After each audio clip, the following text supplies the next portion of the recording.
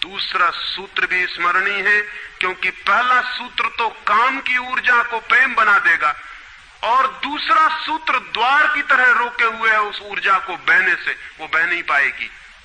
वो दूसरा सूत्र है मनुष्य का ये भाव कि मैं हूं, ईगो, उसका अहंकार कि मैं हूं।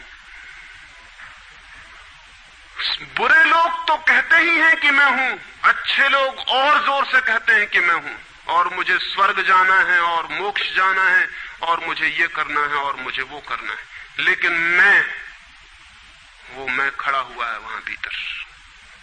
और जिस आदमी का मैं जितना मजबूत है, उतना ही उस आदमी की सामर्थ्य दूसरे से संयुक्त हो जाने की कम हो जाती है। क्योंकि मैं एक दीवार है, एक घोषणा है कि मैं हूं। मैं की घोषणा कह देती है तुम हो, मैं हूं, दोनों के बीच फासला है। फिर मैं कितना ही प्रेम करूं और आपको अपनी छाती से लगा लूं, लेकिन फिर भी हम दो हैं। छातियां कितनी ही निकट आ जाएं, फिर भी बीच में फासला है। मैं हूं, तुम हो। इसलिए निकटतम अनुभव भी निकट नहीं ला पाते।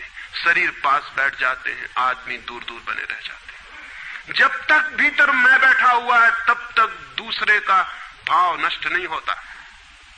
शास्त्र ने कहीं एक अद्भुत वचन कहा है कि दी अदर इज हेल, वो जो दूसरा है वही नरक है। लेकिन शास्त्र ने ये नहीं कहा कि why the other is other, वो दूसरा क्यों है। वो दूसरा इसलिए है कि मैं हूं, और जब तक मैं हूं तब तक दुनिया में हर चीज दूसरी है, अन्य है, भिन्न है। और जब तक भिन्नता है तब तक प्रेम का अनुभव नहीं हो सकता। प्रेम है एकात्म का अनुभव। प्रेम है इस बात का अनुभव कि गिर गई दीवार और दो ऊर्जाएं मिल गई और संयुक्त हो गई। प्रेम है इस बात का अनुभव कि एक व्यक्ति और दूसरे व्यक्ति की सारी दीवारें गिर गईं और प्राण संयुक्त हुए, मिले और एक हो गए। जब यही अनुभव एक व्यक्ति और समस्त के बीच फलित होता है तो उस अनुभव को मैं कहता हूं परमात्मा।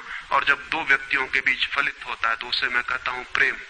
अगर मेरे और किसी दूसरे व्यक्ति के बीच ये अनुभव फलित हो जाए कि हमारी दीवारें गिर जाएं, हम किसी भीतर के तल पर एक हो जाएं, एक संगीत, एक धारा, एक प्राण, तो ये अनुभव है प्रेम।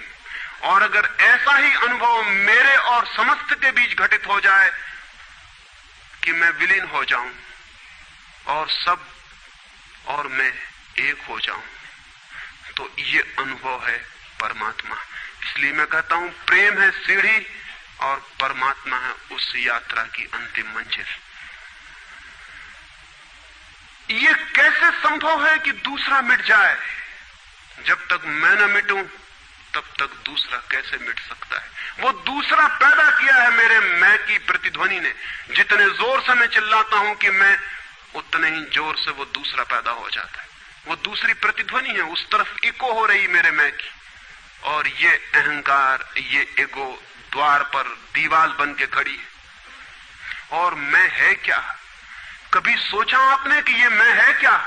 आपका हाथ है मैं, आपका पैर है, आपका मस्तिष्क है, आपका हृदय है, क्या है आपका मैं?